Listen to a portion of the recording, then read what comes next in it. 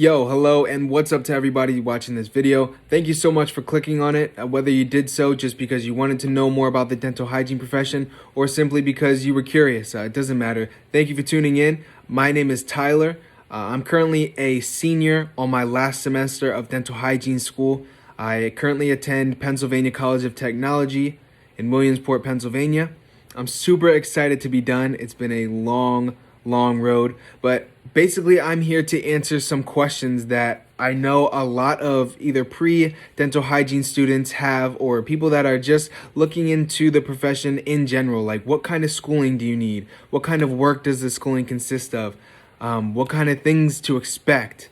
Just, very basic things. And I want to try and keep these videos short so that I can section them off. So basically the first thing I'm going to start to talk about, we're going to dive right into it, is dental hygiene and the education that goes into it. Beginning dental hygiene school. What do you need to know? Okay, first off is that when you apply to a school, whether it's a community college like I started out as, or it's a four-year college, you are going to have to complete prerequisite classes first. Now, these prerequisite classes consist of things like your sciences, which are weighted heavily in the point system if the school does a point system, which I'll talk to you a little bit later. Your sciences, your maths, sciences consisting of chemistry, microbiology, anatomy and physiology 1 and 2. You have your math, your statistics, if you have to, calculus, things of that nature. There's also, elective classes like psychology, sociology, physiology, physical education, and all the other boring classes that you have to take when you get put into a new school, like the beginning classes such as FYE and stuff like that. But moving along, so you have to take these prerequisite classes, and as I mentioned before, some classes such as my school, Pennsylvania College of Technology, accept students based on a point system. Now, what does this mean? This just basically means that you can take as many classes as you want, but the classes that are required for that particular hygiene program are going to be put on a point system based on your grade. So for instance, if you take anatomy and physiology 1 and 2, just say each of those classes are based on a 4-point system. So an A would be a 4, a B would be a 3, a C would be a 2, and something of that nature, okay?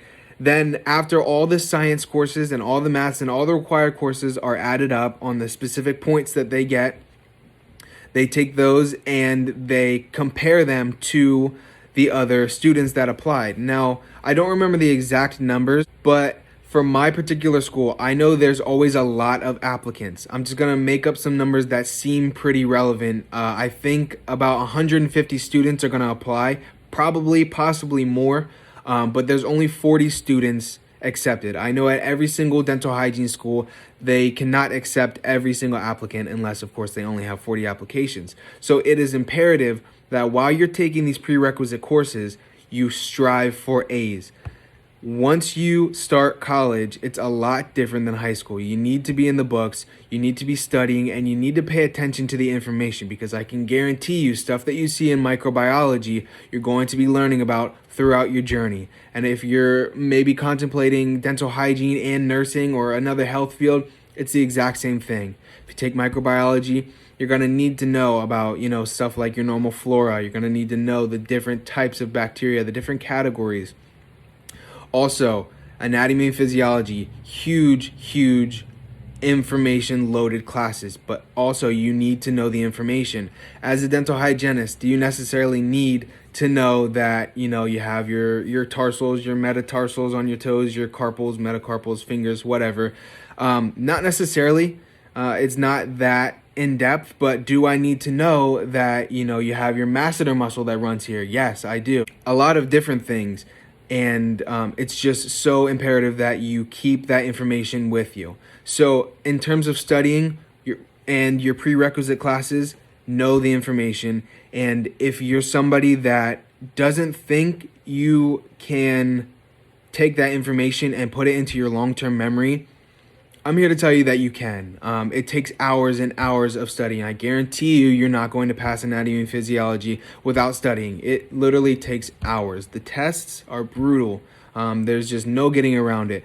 But there's people that do it every single year, every single day. They're getting through it. I myself got through it. And let it be known that at the start of college, and up until I got into the dental hygiene program, I was not a 4.0 student. I just wasn't. A's and B's. My first time taking microbiology, I took it at my community college, and I ended up getting a C. I kind of slacked off, but I realized very quickly that I needed to step up my game in order to be accepted into the program. Now, really quick, another thing that I want to touch on is if you take classes at a community college, I don't know if it's the same way at every single college, but if you take classes at a community college, say you're going to transfer your anatomy and physiology over to this 4-year college to get your bachelor's or whatever it is, you're going to transfer the community college credits in. They're not going to transfer at the same amount as they would if you took it at that college. That may sound confusing, but basically here's what it means. Let's just say microbiology would normally transfer over as 1 point towards you getting into that system, right? So instead, since you're taking it at a community college, it's not going to transfer over as 1 point. It's going to transfer over as something like 0.8 of a point. And if you were to take microbiology at that 4-year college and start at a 4-year college, and that's where you wanted to finish at, you are going to get that full point for microbiology.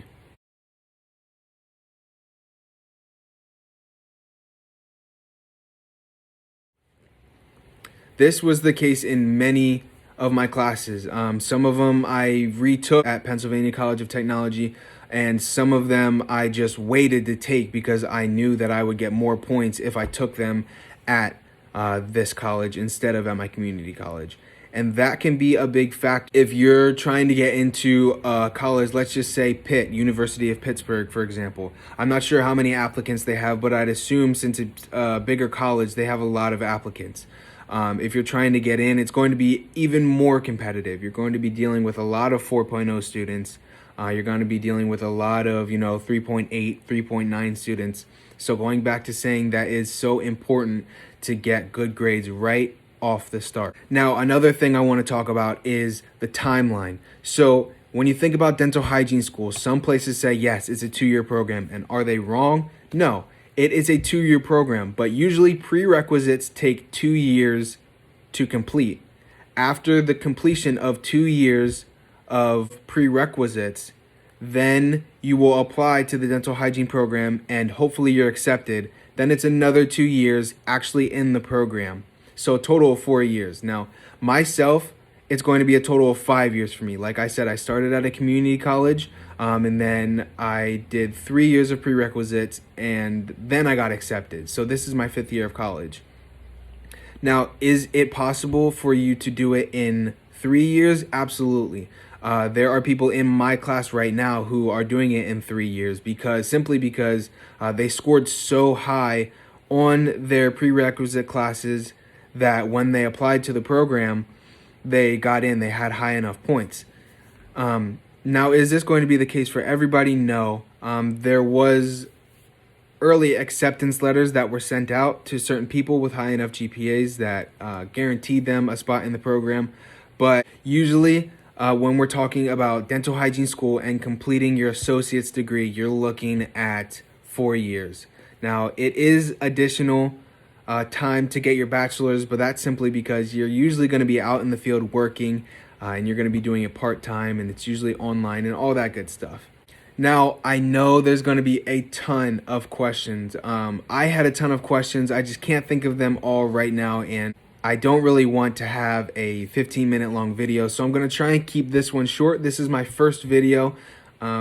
Like I said, I'm a senior, and I want this channel to be my senior year of dental hygiene school, transitioning into getting a job and what the workforce is like. And anybody that's in high school, in college, you're undecided, you're looking at something to get into, dental hygiene is a very rewarding career. You're going to be constantly learning because things are always changing in the dental field, always changing in healthcare in general.